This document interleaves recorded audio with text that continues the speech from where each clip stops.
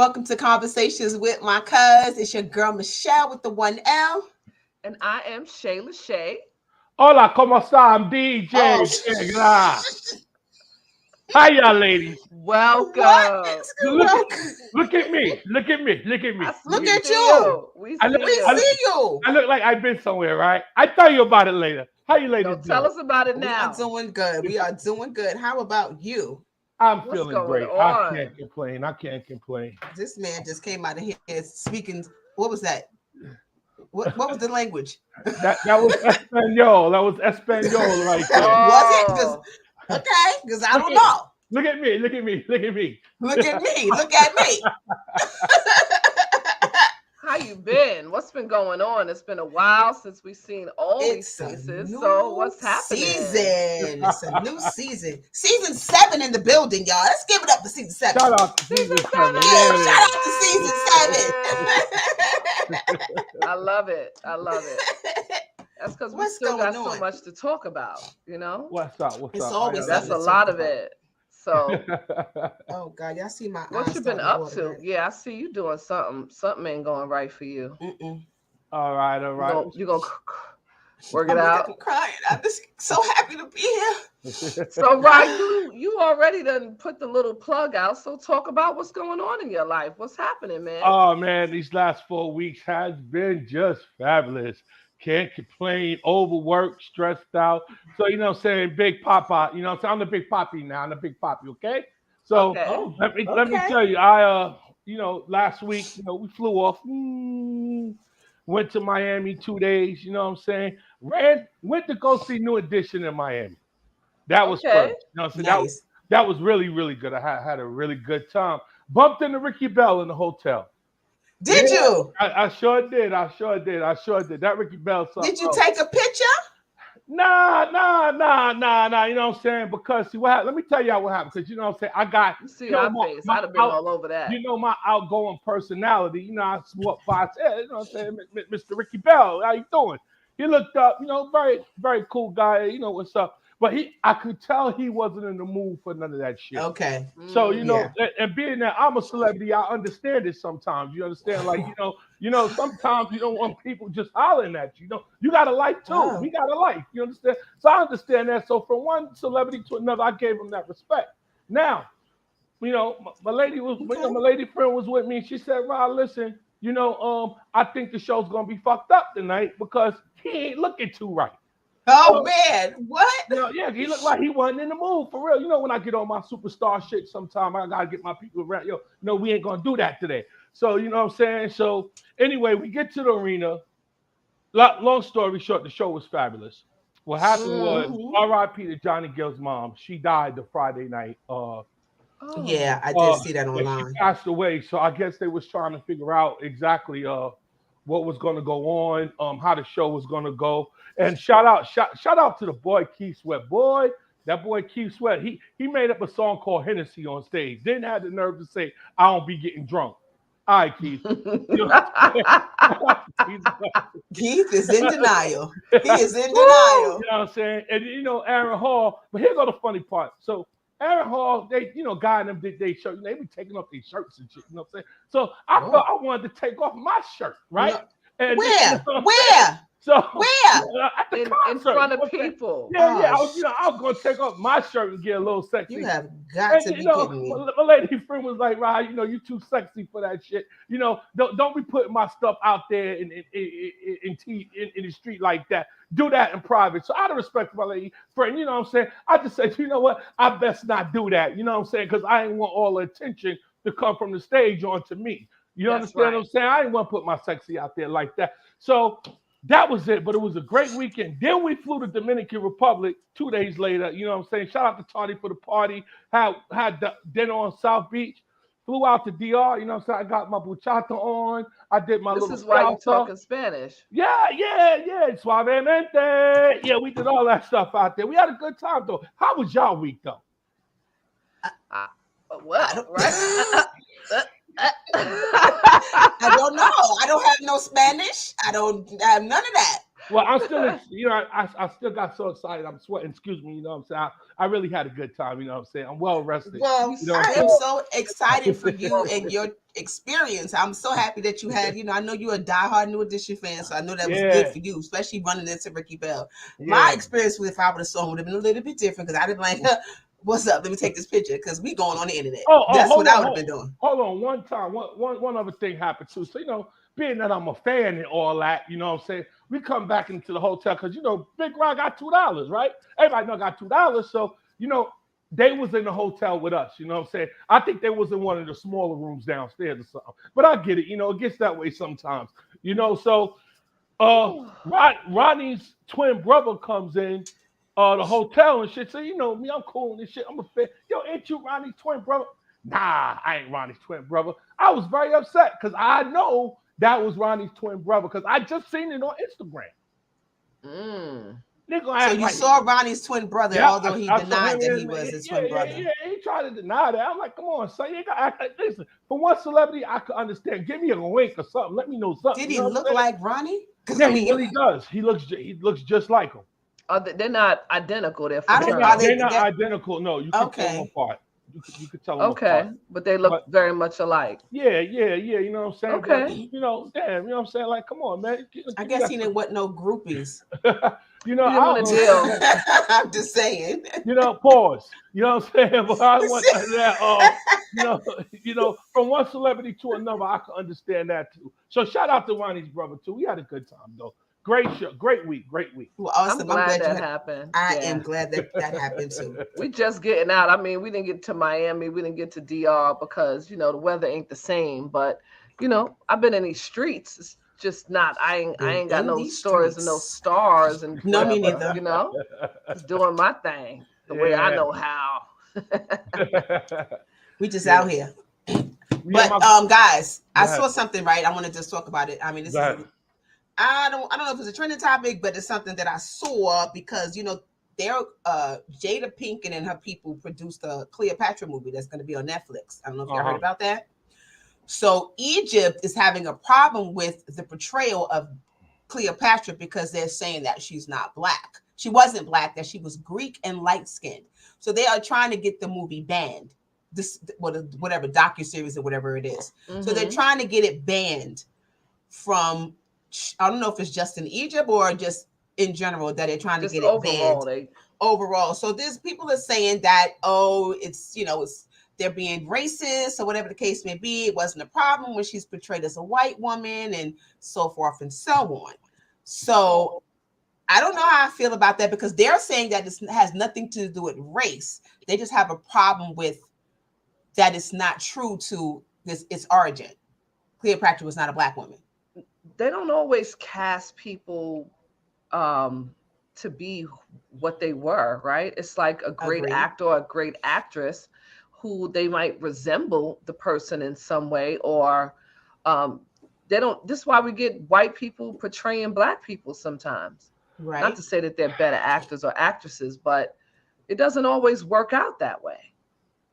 They pick the star to bring notoriety, especially if the person is influential in producing it. What are you going to do with that? You should have had an Egyptian put the thing together and they could have told the story. But it's always something, and it's always race involved when it comes to these type of things and these type of movies. Or go ahead, Rossi, you got something. Well, let's play devil's advocate here, right? How would honestly, go ahead. And this is true because first of all, I agree. If Cleopatra, I don't know if she's black or white, but if she wasn't black women don't need to play her. Because I'm gonna ask y'all a question. How? Just accent. How would you like? I'm just gonna ask now. Just really gonna ask. Ask the question, man. How would you feel if Michael J. Fox played Barack Obama in a movie? I get that. Yeah, I would be like, I don't think we would be just saying, he's an actor. No, because we'll be right up here on this show. We'll be right here. I agree. Right. So I agree. Again, I agree. But I don't really think it's about race. But it is if it wasn't portrayed, if she wasn't a black woman, like I don't know the history, but if she wasn't a black woman, then a white woman does need to play her. Now, what I'm understanding, this is what I have a question. Is Jada Pinkett a producer of yes, the? Okay, so a Black woman produced it and put Black people in it, right? If somebody were telling Obama's story and they were white, then they might put a white person in it. I'm not saying it's right. I don't even know if they would. That's kind of a reach, though. Like, come on. It is. That's a reach. Unless they're going to say, well, he is half white, so we're going to go there. But being that Jada and right, you know what I'm saying? So you we could go want there. Someone that could look like the person. That's what you would want. So even though they're saying that she's Greek and she's light skinned, they're not saying that she was white or Caucasian descent. Right, that she was Greek. Like, why you couldn't cast a Greek person to do the job?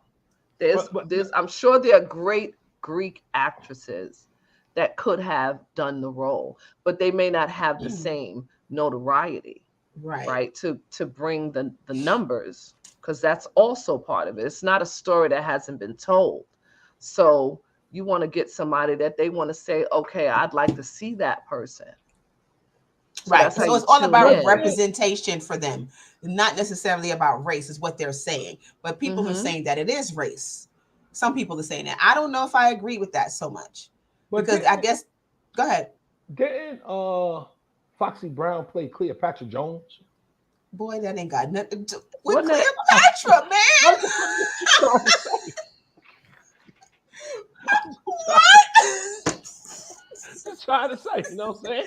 You know? Rashay? What? We 10 minutes into season 7, and this is what you're saying? Listen, on these people TV? Then you know what kind of season we're going to have. Oh, my goodness. We're going right back to the crazy. Cleopatra Jones, man. She wasn't. But no. I'm saying maybe Cleopatra was black. That's why Jada might have thought that way. That's the only way because they're thinking Egypt, the Lady of the Nile, you know, darker skinned woman. She's not a fairer skinned woman. So I can see why they would, you know, cast a black woman. Like, I don't know if it's necessarily saying, okay, we think she's black. We're just casting someone that is, that has some melanin in their skin. Right, some melanin. But it's a story of somebody's life as well, right? Am I correct? It's a what? Say it again. You're saying it's a story of somebody's life. Yes, it's Cleopatra, right? Right. It's a docuseries. Since the beginning of time, in all the stories that we've seen, sorry, Rashay, I didn't even cut you off. In all the stories that we've seen with Cleopatra, I mean, that they cast Elizabeth Taylor as Cleopatra before. Correct. So, and she's a white woman. Yep, that's what we grew up on. That Cleopatra. We grew up on that, right? Yep. So, I mean, I get it. Casting is important, but I don't know if it's race on both ends. As was Jada saying, the hell with that. We're gonna do a black one because we're black. Like I said, I don't know, but I think that it should be a fact checked on it. If she was black, then a black woman needs to portray her. But you know, Foxy Brown. But if she was Egyptian, Foxy Brown have nothing to do with this. I'm just trying. Okay? I like Foxy leave her out of this. Go ahead. We know all the young boys like Foxy Brown of your age. Because that was who y'all, you know, you know what you did. But you find out that we know she's Egyptian. So do you find someone and cast them because they're Egyptian that they can play the part? Yes, ma'am. Okay. If you're talking the story of somebody's life, you understand what I'm saying? Then I think that it does need to be fact checked. Okay. All right. I mean, I get that. I don't disagree. But I just think that they're kind of going. Are they going too far? No, I don't know, because you know, Rob made a very good point that if it was, you know, the reverse and they cast someone, we'd be having a we would have a problem with it. Yes, agree. We have a fit. I think once again, here we go. We go back to Elizabeth Taylor, like y'all always leaving us out in our own story, and it's our story. Agreed. How could you not cast a black person knowing that we have great actors and actresses to portray ourselves? Yeah, agreed. I would like Wesley to play me right now, because you know what I'm saying, I got that, you know, dark chocolate going on right now. So I would like Wesley to play me. But can we do a toast to Cleopatra Jones? I'm trying to have a drink here. No, we are not doing a toast to Cleopatra Jones. And also we have before we make any toast, it is Mental Health Awareness Month, and we're focusing on mental health. So We are in no way toasting mental health. Toasting to that. But you go ahead and drink. We're gonna give the hotlines your number. Exactly. I toast. Speaking of that, right? No, we're not toasting to mental health. Go ahead. You go right ahead. Toast to your life. Toast to your beautiful. Yes, there you go. Rob. To your life, and you're having a great vacation and things like that. Okay, nice. Perfectly fine. Yes, doing you in a movie. Oh, that tastes so good. But I have a question. Yes. I don't know if it's a question. Is it time? About it. Is it that kind of question? What's that? I think it's time. We think it's time.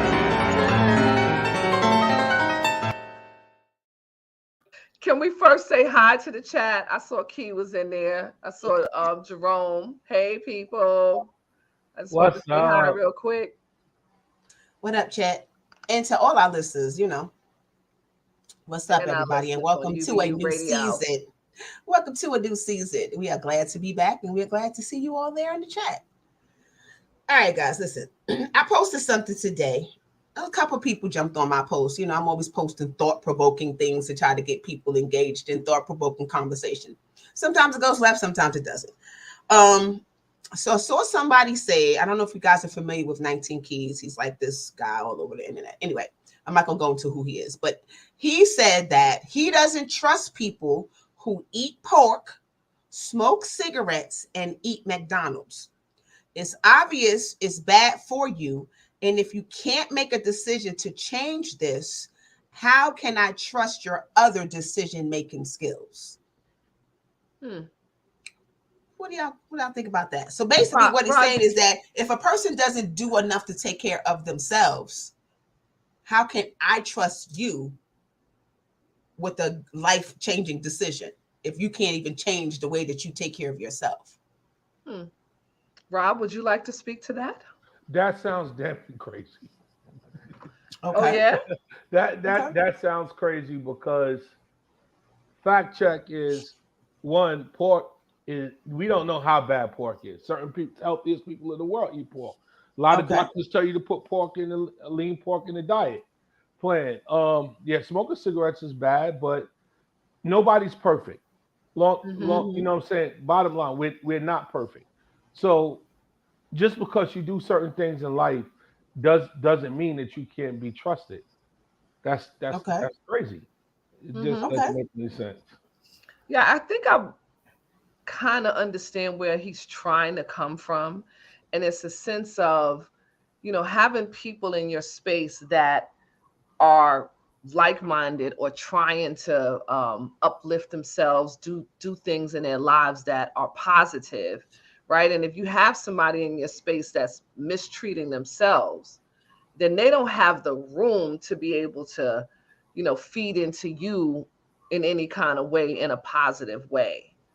And so I think I can kind of understand what it is. It's not necessarily the pork or the cigarettes or, McDonald's necessarily. It's the mindset that if you can hurt yourself, how can I trust you to have my best interests at heart when it comes to certain things? But have you ever heard of the saying, don't throw bricks at a glass house? Nobody's perfect. I agree. So at the same time it's saying that, to me, I don't know who this person is, but it seems like it's a very judgmental person. Okay. Well, for you to even have that conversation. How many people eat McDonald's? How many people eat pork? A whole lot. Smoke cigarettes? You understand what I'm saying? So you're going into a thing judgmental, and if it's a relationship issue, you're judging a woman, and don't even get a chance to know. Maybe she's not educated on what pork does, or anything like that. So to me, it's like you're passing a judgment on somebody before you even take a minute to get to know that person. Yeah, I don't know if it was a relationship thing though. Yeah, he just was saying in general. He just was talking about the people that you and I get that, because I know that being that I'm on a different journey, and I'm trying to be a lot more healthier because I'm up in age and I'm trying to do the things. I've realized that my choices have changed as opposed to where they were before, when I was eating everything under the sun that just was unhealthy for me and doing things. So the way I think was different. So the decisions that I was making was based off of where I was then. So now where I am now, I'm going to be making a little bit more healthier decisions. So I can understand where he's saying that. I mean, I don't know if it's judgment, but I think kind of we all judge everything, everybody, every situation. Judgment doesn't have to be condemnation, where people say, when people say you're judging me, that's, you know, in the sense that they're using it as if we're condemning you to be a bad person because you do something. Not necessarily, but am I going to sit with you and talk to you about health? No, I'm not, because you're not taking care of yourself. Well, I would also add that there's a little bit of a selfish thing to it too, right? Because relationships are give and take. So if you are someone who has, and Rashay kind of leaned on this a little bit, if you're someone who has the ability to pour into someone and change their mindset, right? Where you tell them that, you know, McDonald's is bad for you because of whatever the case might be, so that you can shift them. Maybe you're the catalyst for them. You know, not necessarily everyone that comes in your life is somebody that has to be the giver up to you. I agree. So and I don't think he's saying that. I think he's saying he's taking advice from them, not saying he wouldn't give.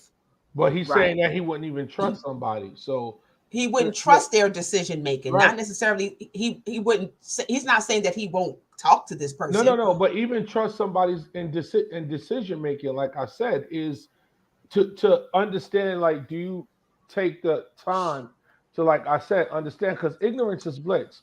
A lot of people don't know certain things. You know, a lot of people don't know that smoking kills you. It sounds crazy, but I've seen a lot of craziness. You know, cigarettes, they don't even think that it matters. E-cigarettes, right? A lot of people don't really realize, or they don't even think it could happen to them. Well, I'm an ex-smoker, so I get it. Like, me too. So here's the thing: even if you don't know something and you're doing it, then to me that tells me then I'm still not listening to your ass. Because if you don't know the things that you're doing are harmful, I can show you that they are. But why would I take advice from you if you don't know what you're doing is bad for you? Because that's just a certain decision. It could be anything. Because somebody makes a decision to eat something. I mean, you have knowledge of so many things. If the person doesn't understand that, and again, the pork thing is a big debate that's been going around. That's fine. It doesn't even matter about the pork, though. What I'm saying, what I'm saying is, it's just that certain things is that just because you smoke a cigarette, don't mean that you can't make a decision and get a life insurance policy or get a mutual fund or anything like that. It goes back to how our parents used to say, don't do as I do, do as I say. Do as I say. Because they was out there not doing the right thing. I mean, not to say, you know, it's horrible stuff, but whatever it was, right? You might be sitting in whatever that thing is, but you feel like you can tell somebody else how to do it the right way. Meanwhile, you're doing it. Right. And that's awful advice. Sitting there drinking and carrying on, but tell you, don't you pick up that drink. Don't you drink. And what did we do? I understand that. We followed. What did we do? We did what we did. What they did. Right. We did exactly what they did. Instead of that, we followed what they did.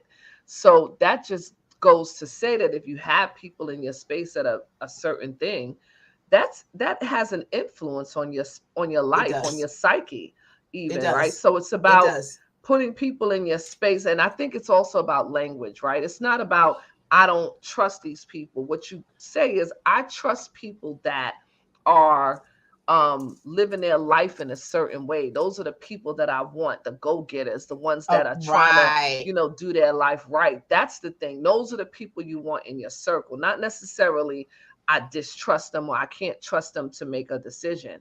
My mother told me that it doesn't matter who that person is. If they are trying to tell you something, you should bite to 10, because you never know what kind of knowledge that person can impart on you, no matter where they are in their life. So I've never felt that way. I just choose to have certain people in my space, right? That a message can come from anybody, but I'm not going to sit here and say that it's a little difficult for me to listen to you if you're giving me advice on something that you don't do. Absolutely. Like, you know what I'm saying? If you're telling me that you should do this, that, and the third so you can be financially successful, and you broke as a joke, Talk about it. Hold on. I'm sorry. But that's just like saying a psychiatrist don't have problems or they don't have mental health issues. Kind of, that's not true. No, that's kind of, yeah, because it is like a therapist. A therapist might be a totally screwed up person, but and most of them are things going on in their lives. But at some point, is they kind of know what points to hit to get you through what possibly you need. And you know why? Just because they trained and they went to school to learn that. Right. Just like, okay, for instance, like weed smoking, right? The reason why I don't really get into weed smoking is because a lot of time I see weed smokers, they get complacent in life. I'm talking about the smokers. They're happy with where they're at in life. And to me, they're fine right there. I'm a guy that likes to elevate and really, really turn around and keep growing. I'm never complacent in one spot. So I've always been afraid to smoke weed because I don't want to ever feel complacent. Now, would that have a thing to say? Look at my man, cameraman P. That's my man. You understand what I'm saying? But at the same time, I'm not sure what just happened. But because we just had this conversation. He minding his business, living his life, and you just called him out. Shout out to him, but no, because we just had this conversation yesterday. And the thing is that I understand, but I don't think that I would not trust a decision that he would make because it's not something that I would do.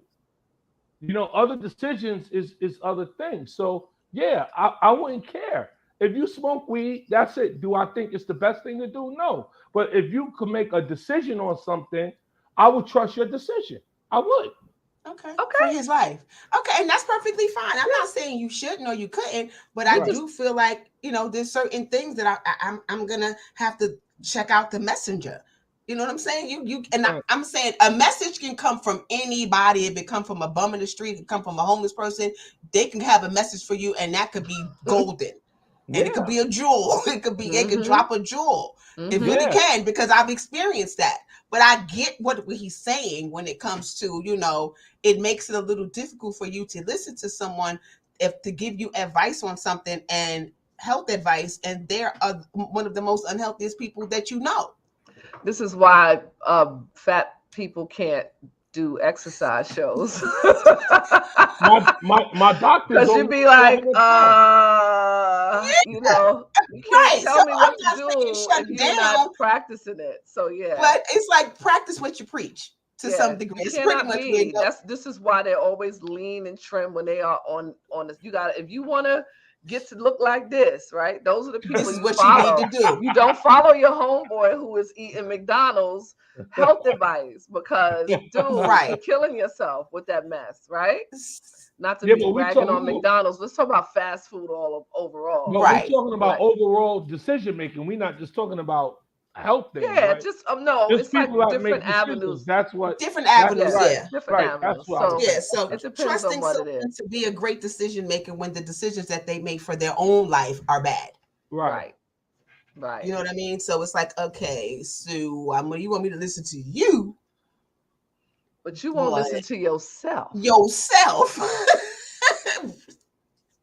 Come on now. Right. I think you should go ahead and do what you just said. I should do what you said. You should do. Look at and then when you do it, come on back to me. That's right. Let me see it work. Did it work? Listen, okay. We could go all through. I mean, come on. Nobody's perfect. Nobody's perfect, but y'all. This is we come from show me better than you can tell me. Tell me exactly. Right. No. You know what I'm saying? That's right. Absolutely. Don't just be talking. Don't be just talking. Shoot. Well, I want to shift gears for us for a second, because in the spirit of our mental health month, right? And the title of our show being Traumas and Triggers. I wanted to share a story that I had, a conversation I had with a good friend of mine.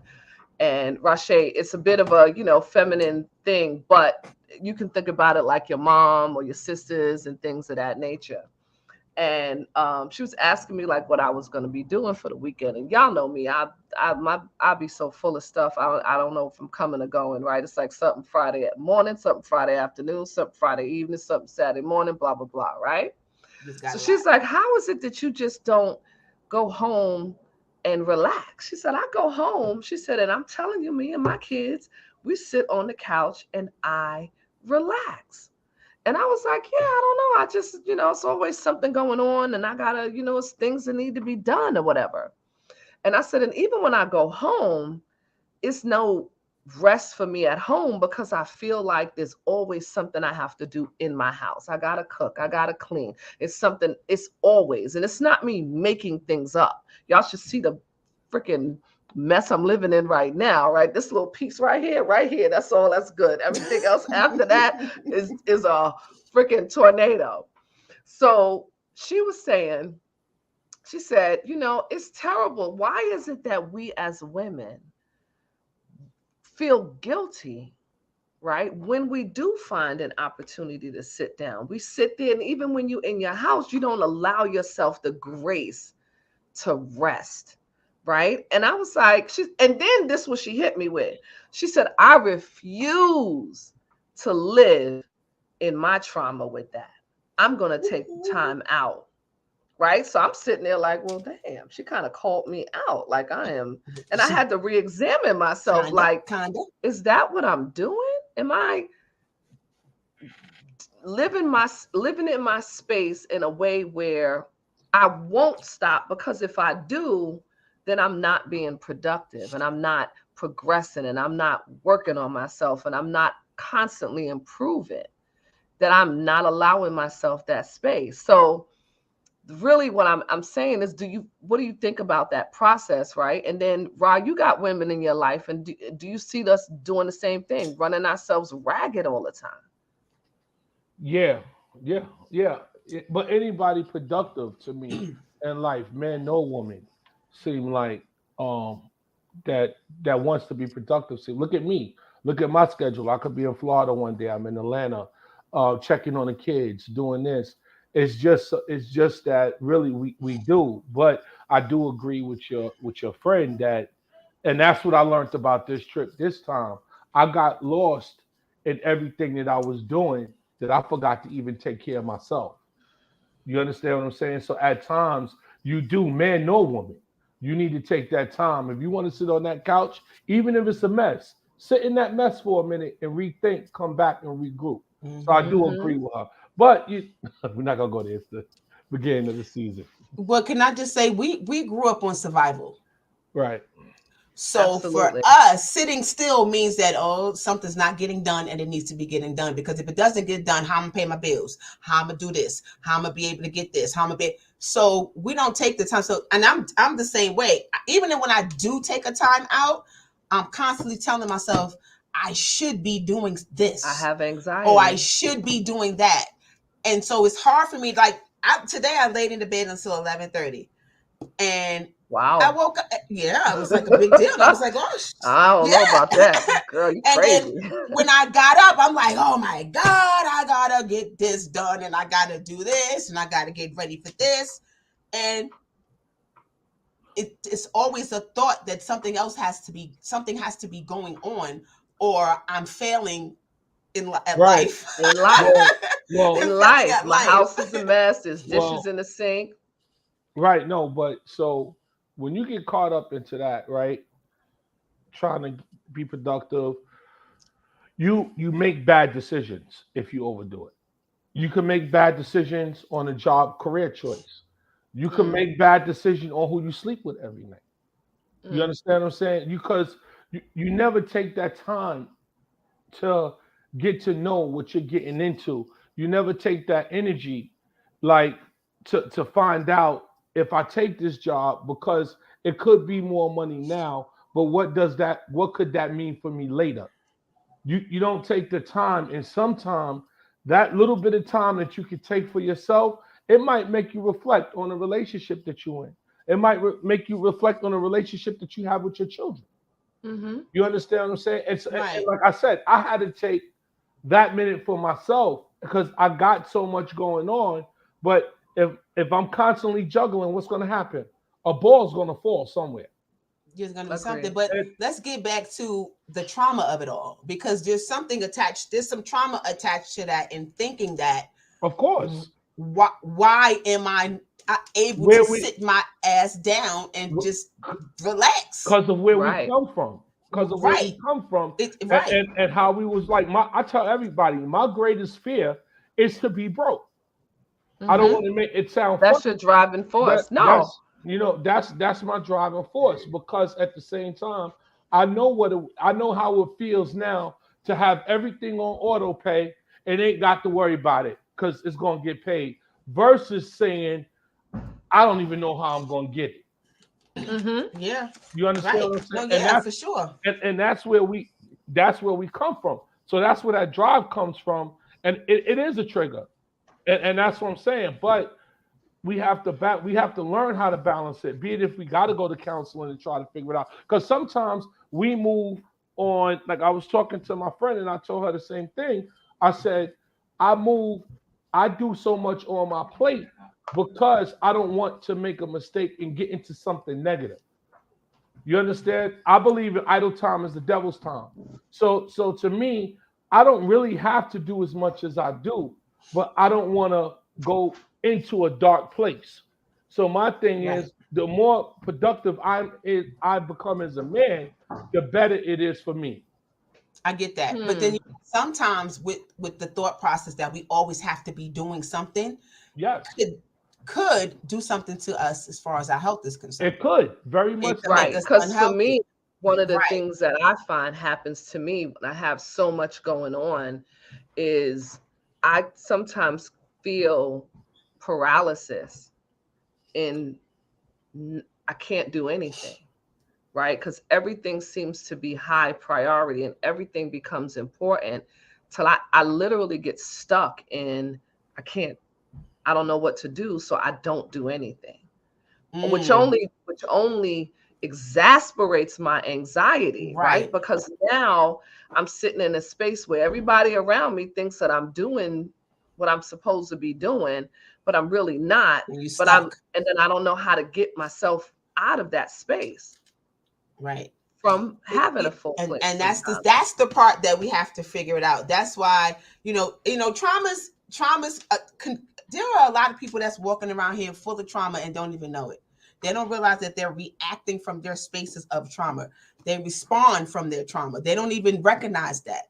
And, and are not actually getting the help that they need to navigate through it all. It wasn't probably in the last 10 years, I would say, that I had to really start to look at where a lot of the things that I'm doing is coming from.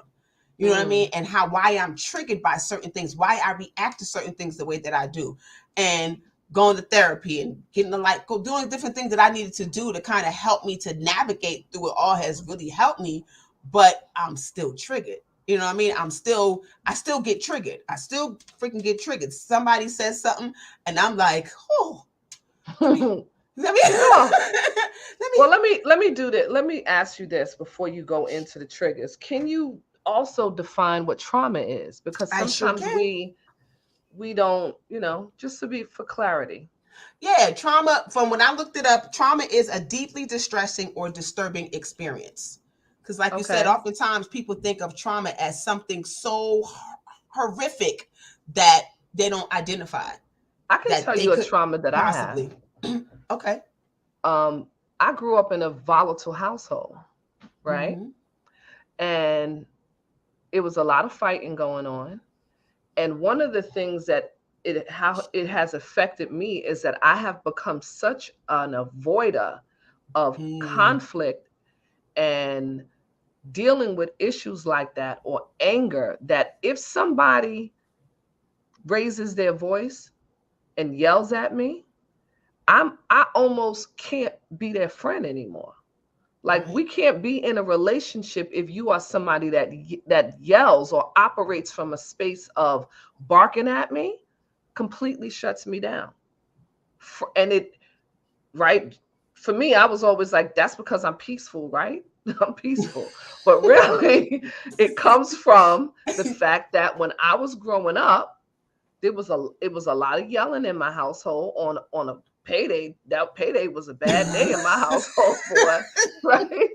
So for me, that became an issue. Like, I need quiet. like jarring noises. You do too much around me and it gets loud. For me, I need to get away from it.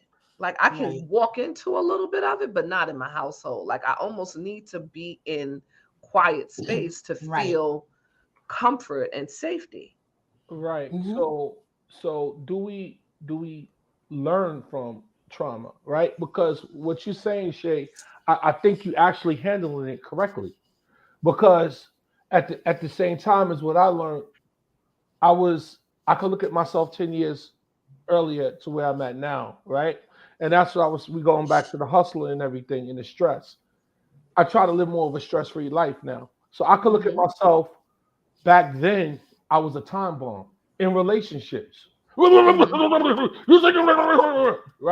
But now I realize I learned things. If a woman comes to me beefing about how she feels, instead of me saying back, well, I did this because you. The thing is, what I had to understand is I'm not even listening to what you came to me with how you feel about me. So let's address your issue first before we even discuss me and how I feel. You understand what I'm saying? But it takes that quiet. You can't move around in confusion. You can't move around in yelling, and because you're not going to get nowhere. Absolutely not. Right. Respectful, peaceful conversation gives you the best thing that you could turn around and say. So now when a woman comes to me beefing about what she felt I did wrong, I actually listen to that. And I don't even tell where I'm coming from, because we need to address, why do you feel this way for me? Right. And See, before go ahead. Before I get into why I did that, I need to understand why you feel the way you feel. And if I feel like I got to raise my voice, then you know what? I'm going to go somewhere else and sit down for a few. Yeah, because it should never be that serious. For me though, it's not somebody, it's more about how I'm triggered back to that feeling that I used to have when I was younger, and I was powerless about the whole situation. That when I'm in relationships or I'm dealing with people, right? I would not want to be with you. Like I would just be ready to be like, we can't, because I can't, right? But it takes growth, right? It takes kind of self-examining for me to be able to say to someone, this is why I deal with this situation the way that I do, so that they also have that information. Because I don't think that for me, it's not like I can take it away, right? Because it's something that happened to me, and it doesn't necessarily have to be aggressive conversation.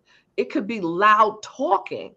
I can't take it, right? I can't hear you because I'm stuck in my moment of fright from a child.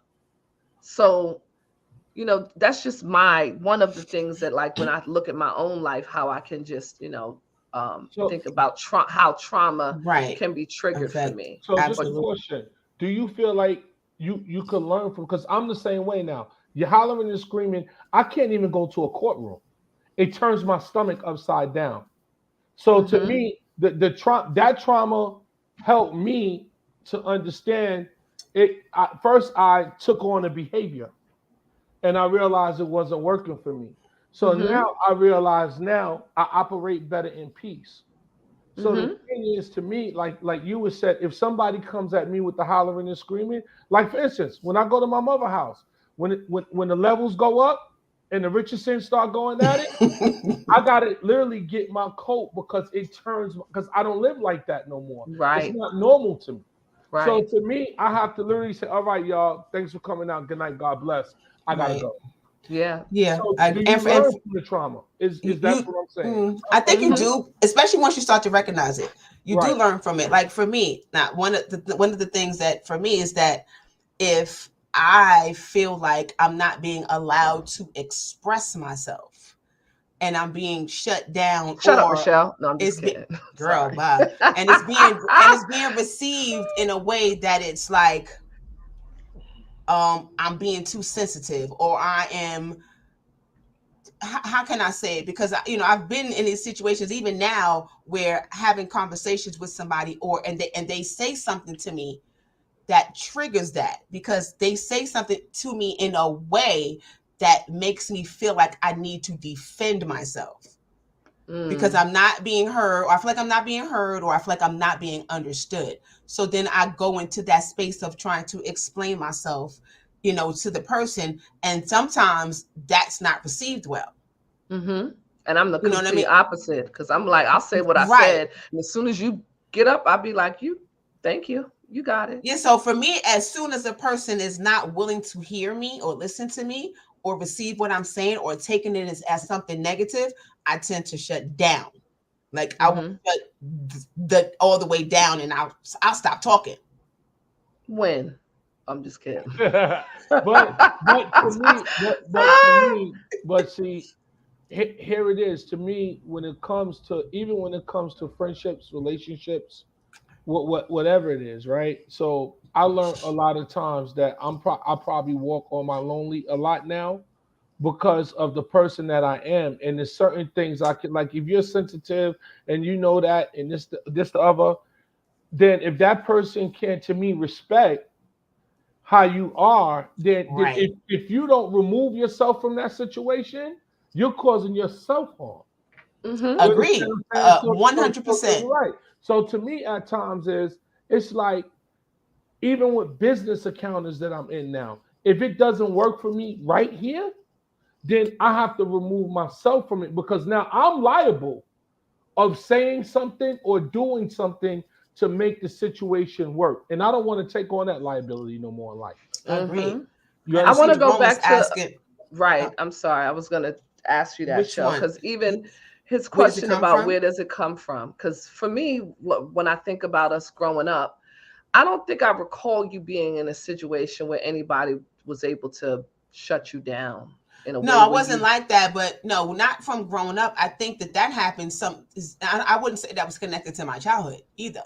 I think that was something connected to me growing up, teenagers becoming an adult, relationships with men and things like that, my self-esteem and those things, you know what I'm saying? So once my self-esteem was shot, at some point, I didn't feel like they wanted to hear what I had to say. So now that I'm like, you're going to hear what I got to say, and it's not received well, then it takes me back to that space of, it starts to make me feel a way. Like those insecurities start to come back up, because then it's like, okay, why isn't this person respecting me enough to hear what I have to say and not looking at it as something negative, or that I'm doing something to them by expressing myself.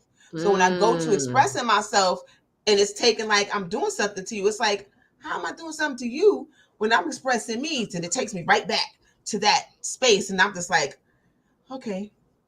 So now, before, where I would get angry, because I could be a loose cannon.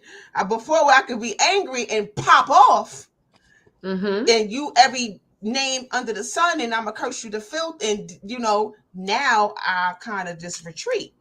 And like, all right, this person might not be the best person to be in my life because they're not accepting me with all I got going on. And it's not that I'm trying to, dump anything on anybody, but I need a person to be a little bit more understanding of who I am. We both need to be understanding of who each other, because I feel like everybody in some way operates from some sort of trauma. You said something important earlier today, Shell, is that everybody doesn't realize that. So how do you tell somebody who you are, or explain to them that this is why you are doing the things you're doing if you haven't done the homework to figure out why? Right? Yeah. I've heard people say that's just how I am. Right? Because that's all they're gonna go. That's who I am. You do something to me, I got you. They deal with theirs. That's true. So that's their way of dealing with the situation without dealing with whatever the thing is. Because some people don't want to go back and deal with whatever the trauma is. Like, I'm grown now. I don't have to deal with that. And Jerome is asking, what do I need to see? What I need to see is a person just respect. Really, I don't need a person to come at me for expressing myself or trying to shut me down when I'm speaking, because I feel like, why? That's a little disrespectful to me. Like, what I have to say is important. And who I am and how I feel is also important. But again, I can't connect with people who are emotionally immature. That's there. So then they're not going to be able to receive that from me, because they're not in tune with who they are emotionally. And it's just like, I don't want to deal with her emotions.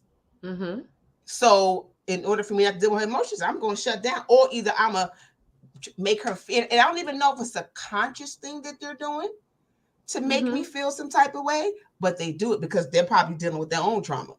But yeah. So you're right. But sometimes, like I said, I believe is removing yourself sometimes, because at times people can't get through to me a lot of the times, right? and that's because that's because again, it's something that I'm not understanding or I'm not getting, right? Which I get it, but I feel like there's somebody out there that can get me to listen. It's just that I do. At that, Miss Angelo. Yeah, I do it. But what I'm saying is, it take a while. It's all on how people handle you, right? Agree. And conversely, and a lot of the time, I'm a man that's big on respect. So if you don't even come to me respectfully, the conversation is out the door. We're not even going to talk. I got a question for you. So I hear you saying that people have to know how to handle you, but do you take any responsibility for that? Like, okay, you have to be responsible for how, you allow people to treat you. So you know what I'm saying? Of course. If I don't know that you're that person, are you going to tell me? I just think that I believe in energy, right? Like us on this podcast, we have very good energy amongst one another, right? Right. We have good chemistry. We do. I can't. The next two people I might try to get into a podcast with, that might not work for me. So I have to know and understand that we're just not on that same wavelength. Got it. You understand what I'm saying? So it's the same time where it's for all people. Friendships, relationships, business. Agreed. Business partners, any kind of relationship that you have, is that everybody's not going to gel. And like you said, everybody do have triggers. But sometimes I just believe those traumas and your triggers, you can actually learn from them, because sometimes it's nothing wrong with how you feel. You are who you are. It's just on how somebody is going to mix or mesh with you as a person. Agreed. Well, if somebody is in your life and they are triggering you, right? And they don't know that is a trigger for you, but you do, then what Michelle was trying to ask you, is it your responsibility to be able to say to that person, you can't handle me that way, because if you do, this is what it does to me. Right. So in order for us to work well together, right, before I throw you out or throw you to the dogs or punch you in your mouth, this is whatever right. There's that you give them the option, you give them the opportunity to say, like, I can't deal with that person in that way. Even if they got 10 friends and they dealing with 9 of them in that way, you say, not me, because I have this thing that happens to me, but honestly, when you handle me that way. It's not even a conversation for me. We're not going to gel. So I already you just know. Checking out. It's done. It's not even checking out. It's just like I said, I have enough friends already, right? I have enough family already, right? I do too. So in the thing now, if we have a business relationship, it depends on how much money we're making that I'm going to sit here and have these conversations with you. You understand? Because at the same time, I do believe people are who they are, and we need to respect them for who they are. They might not just gel with us or me. Agreed. That's true. You understand what I'm saying? So sometimes I could say, oh yeah, that person's an asshole. But you know what? I don't have no real relationship with that person. Say, oh, why should I even care to make it work? I have assholes as friends already, but we're sandbox. Right. Already. So these assholes I would deal with. Because it's a love relationship. But as far as new people, as far as dating and some business acquisitions, no. I just got to learn for my peace. Because remember, we have to protect our peace and our mental health as well. Agreed. So to me, it's no, you know what? Maybe I'm the asshole here, but this is not going to work. So I'm not going to return that phone call. We can't be friends because it's always going to be that situation. So I will remove myself. Bless you. I have something to say when I finish sneezing. Okay. I do feel like it is our responsibility to recognize our traumas and to deal with our triggers. Because just because we're triggered doesn't mean that we have to react in a way that's negative or pop off or without them knowing. Because, you know, a stranger could trigger you. A smell could trigger you. You could get angry because you smelled something that reminded you of something that happened when you was 5 or whatever the case may be. So it's our responsibility to be aware. And if we need to get into counseling to help us manage that, then we need to do that and make sure, like, some traumas are really real heavy and real deep, and you just not getting over it. And and I also feel like those traumas are going to always be with you. They don't ever go away. Right. You manage them differently. You just have to manage them differently. Right. So you react to them differently, right? Because sometimes, like Rashay was saying, how he used to be that guy, but now he's, you know, much more chill. And that's just him deciding that he's going to deal with it in a different way when you get that feeling, right? Somebody come at you like this, you could jump up, or you could sit back and go, now let me look past this person yelling and try and figure out what they're really trying to say to get to the root of what the issue is. I'm going to tell y'all a story right quick. I stopped at Starbucks coming from my mother's house. This shit just happened the other day. So I left the car running because I ran in to get my coffee to come back. Some guy jumps in my car and moved the car up maybe 4 cars. So now I'm getting out the car and I'm looking at my car go down the street. So we're in left right. So I'm like, oh, this got to be some nigga playing some game with me. Some fat ass dude gets out the car. I'd never seen in my life. I turned around. I said, you moved my fucking car? And he says, oh, you shouldn't have parked and I gotta go. My first reaction was, I said, motherfucker, if you, and then he jumped and he said, fuck you. So now, I love it. Now I really went to engage with him, right? And then and then I thought about it. I said, this guy's he's having a mental breakdown. Whatever's going on, I need to calm down for myself. You understand what I'm saying? Because one, he came out of the police building. You understand what I'm saying? So, but I think, like I said, cooler heads have to prevail. I mean, he was going crazy, right? But it had to really let me know, like saying, hey, this guy's having a bad day. And I remember when I was that guy. You understand? And but that trigger could have took me out of here somewhere else where we could have both ended up going in that police building. Exactly. So and that's what I'm trying to say. That's me protecting my peace. And if I haven't been working on this for a while, that situation right there probably it could have saved my life. We don't know. It's so unfortunate that it takes us to be grown to get to the point where we want to deal with it, right? Because when I was in my 20s, I could have been a much better friend, partner, parent, just how I showed up in the world had I had the wherewithal to say I needed therapy. I needed to work through some of those issues at a very early age. My mother drank. So we was dealing with our parents' trauma. We talked to your mother. That's how they got through it. They didn't really deal with it in a healthy way.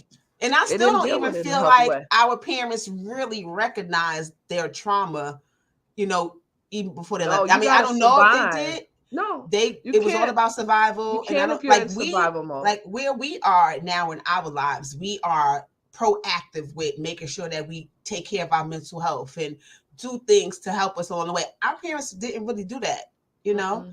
They drank. They did other things they stuck with each other. They cussed each other to help them cope, right? So what did that do? That transferred to us. So we carry their trauma. And then we grew up with that. And then now we pass the trauma down to our kids. Because I always say I was an angry parent. Right. I was an angry parent. And I'm now looking at my kids, you know, and as a result of that. But I'm thankful that I'm in a space now that I recognize where I was, what I did. And now I can kind of help them out a little bit and recognizing that, okay, y'all need to maybe get some therapy too. I mean, somebody got to stop it, right? For my part in it and their trauma, because it's funny, and you're right that the children do inherit our trauma. Like, for instance, I get up, and when I go get Chris, I drive 100 miles to go get him, and then I drive 100 miles to take him back. And everybody asks me, they say, "You mean you ain't gonna let her get up and meet her halfway? You should make her do this." I said, "You know why? I don't. She hasn't changed yet. She doesn't get it. So being that she doesn't get it yet, my son is 15 now.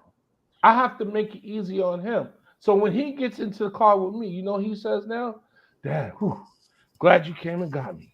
Mom." You understand what I'm saying? Because again, he needs that woosah for whatever's going on. And at the time, is somebody has to have it together. So if I take this energy and say, I'm driving 100 miles and you need to drive 100 miles, and we could be doing this for 15 years. Right. Who wins here? Right. Who Nobody. loses? Right. Who loses? He does. He at the same time, so you know what? I could get up and I could turn around and say, I'm going to go get him. So, and our relationship is a lot better. So when she goes through things, she said, I told my man that you drive 100 miles to get your son and you take your son back 100 miles and everything. Well, if you had the energy to tell another man what I do, why didn't you do it for yourself? But you know what? I held that in my mind. Yeah, because you can't until just now. No, I'm just saying to you guys. I held that in my mind. And everybody on this line. Yeah, all right. But going on YouTube. Right. But what I'm saying is that we need to understand sometimes it's not about the situation. It's about the you and how do you protect your peace. So a lot of times I protect my peace. I'll spend that extra $30 in gas. I'll take that extra 2-hour drive because at the end of the day, I can sleep at night. Absolutely. And I think that's dope that you able to. And I think with Christian, I think you started to figure things out a little bit more than you did with the first one. Exactly. You know what I'm saying? Exactly. You had a chance to kind of do it over, right? You had a chance to do it over. Grandparents. Yeah. You get better with time, but we have to learn and understand. Sometimes you have to, at all times, you have to protect your mental health. You come first. You come first. All the time. And you know, we're navigating a world where we're going to experience people that don't know what trauma we have. We don't know what trauma they have, and they're operating from their trauma. They're responding from their trauma because, you know, I see things a lot and I'd be like, oh, why did they say that? Then I'm thinking, okay, I don't know why they said that. I don't know what they're dealing with in their lives, but I think we all are so judgmental of each other that we don't even take a time to say, that person might have had some real horrible things that might have happened to them growing up, or even, you know, because trauma could come when you become an adult. Anything. It could be anything, right? Like it that could man be anything. That came out the building. I don't know exactly. You don't know. He could have lost his job. He could anything could have had. And guess what? He could have had a firearm on me. I could have jumped on him. And something else could have happened. Never know. Just because he was having a bad day. So I'm having a great day. I'm going to continue to drink my coffee and get the hell away from and keep it moving. And wipe that seat down with that stranger in your car. And we just gotta, we just gotta, you know, as we get older, and for the ones coming up under us, because the ones coming up under us, I mean, it's a good thing that they're the generation that's under us, or the ones before that, they coming up in an era where therapy is talked about.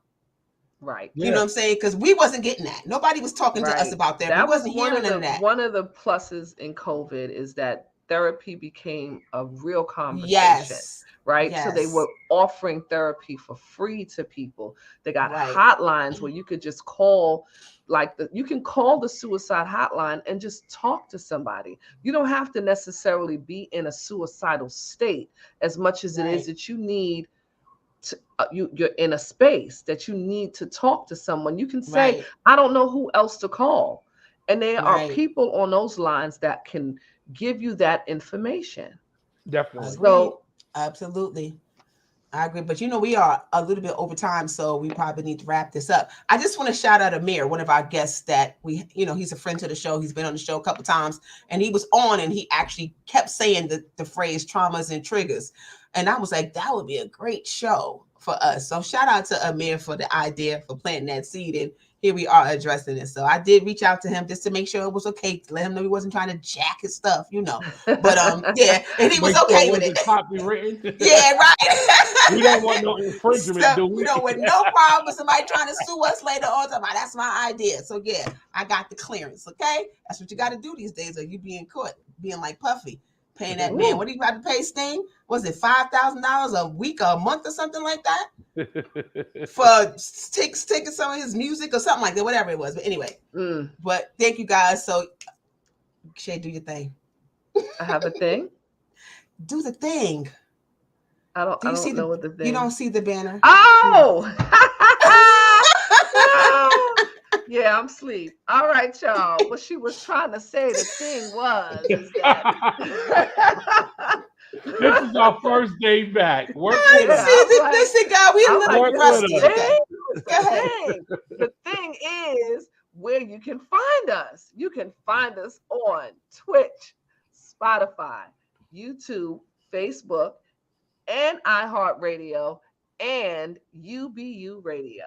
Yes. On Wednesdays, you can catch the replay. On Wednesdays, catch the replay. But as you guys know, first show of season 7, as you guys know, we end every show with a quote. And that quote is, there is no timestamp on trauma. There isn't a formula that you can insert yourself into that will take you from trauma to healed. Be patient, take up space. Let your journey be the balm. And be gentle with yourself. Be gentle with yourself and be gentle with others. And we're going to see you guys next week. Peace and love. I'll see you later. Okay. Later, y'all. Later.